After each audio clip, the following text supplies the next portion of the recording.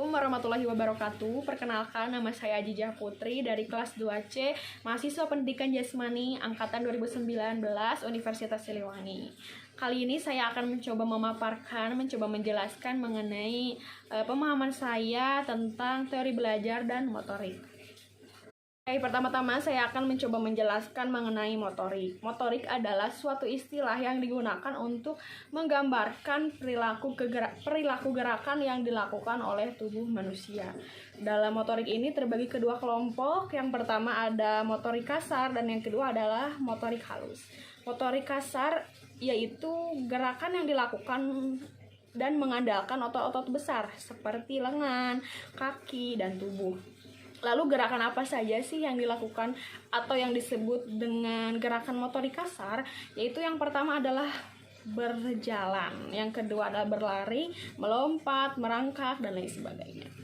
Sedangkan untuk keterampilan motorik kasar ini terbagi ke dalam 3 bagian. Yang pertama adalah keterampilan lokomotor. Keterampilan lokomotor adalah suatu keterampilan yang dimana keterampilan itu adalah memindahkan tubuh dari satu tempat ke tempat yang lain. Selanjutnya yang kedua adalah keterampilan manipulatif. Keterampilan manipulatif ini adalah keterampilan yang digunakan untuk menggerakkan suatu objek. Yang terakhir adalah keterampilan stabilitas. Keterampilan stabilitas ini adalah keterampilan yang terkait mengenai keseimbangan. Setelah tadi kita membahas mengenai keterampilan motorik kasar, selanjutnya adalah keterampilan motorik halus. Motorik halus itu apa sih? Motorik halus itu adalah gerakan yang dilakukan dengan mengandalkan otot-otot kecil seperti jari-jari tangan. Nah, biasanya keterampilan motorik halus ini mulai berkembang di saat anak itu sudah bisa berkembang seiring tubuhnya itu menjadi lebih stabil dan saat bergerak serta kognitif dan sosialnya itu mulai berkembang.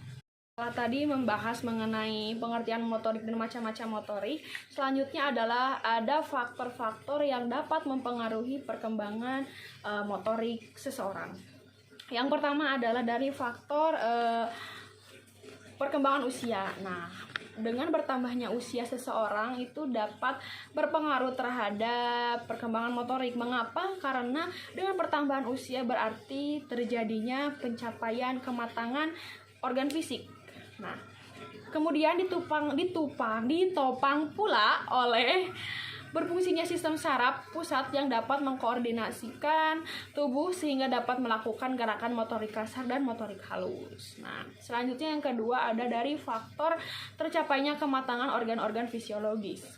Kematangan organ fisik ini ditandai oleh tercapainya jaringan otot yang makin kuat dan dapat bekerja secara teratur. Kematangan fisiologis ini juga dapat dipengaruhi oleh asupan nutrisi yang kita makan, yang kita konsumsi. Nah, maka dari itu nutrisi yang baik dan nutrisi sehat serta nutrisi yang bergizi dapat menjamin kesehatan pertumbuhan seseorang. Selanjutnya yang ketiga adalah lokomosi.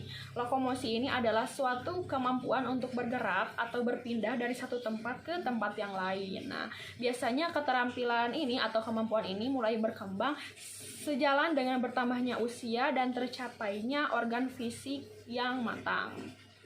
Yang keempat ada dari faktor kontrol kepala. Nah, pada bayi usia 1-5 bulan, bayi itu masih sering tertidur dengan posisi kepala terbaring. Ia belum mampu untuk tengkurap karena kontrol untuk mengangkat kepalanya itu belum dapat dilakukan dengan baik atau belum kuat. Nah, sejalan dengan perkembangan usia yang dialami oleh bayi itu akan mampu untuk tengkurap perlahan demi perlahan. Kelima adalah kontrol tangan. Nah, kontrol tangan ini awal mulanya bayi tidak mampu untuk memegang dan menggenggam dengan baik, tapi seiring dengan berjalannya waktu, seiring dengan perkembangan yang dialami oleh bayi dari perkembangan usia dan kematangan otot, maka bayi itu perlahan demi perlahan akan mampu untuk menggenggam dan meraih sesuatu dengan sendirinya secara kuat. Nah, itu adalah kontrol tangan. Selanjutnya yang terakhir adalah kontrol kaki. Nah, kontrol kaki pada diri seorang bayi kaki ini bergerak, mungkin tidak akan bergerak dengan sendirinya. Pastinya akan ada bantuan dari orang lain, entah itu ibunya ataupun pengasuhnya. Nah, maka dari itu untuk kontrol kaki ini perlu adanya bantuan dari orang tua ataupun pengasuh agar bayi dapat berjalan sesuai dengan normal ya, sesuai dengan biasanya. Ketika tadi sudah membahas mengenai motorik, selanjutnya kita akan membahas mengenai teori belajar.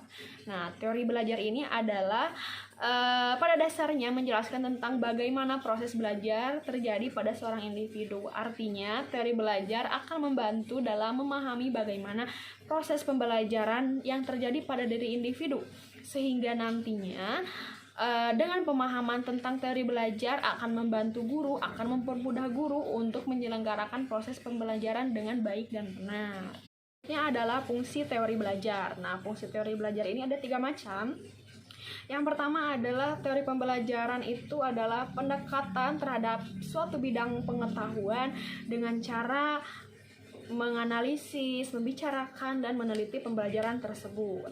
Nah, yang kedua adalah teori pembelajaran berupaya meringkas sekumpulan pengetahuan besar dan hukum-hukum pembelajaran ke dalam ruang lingkup yang cukup kecil.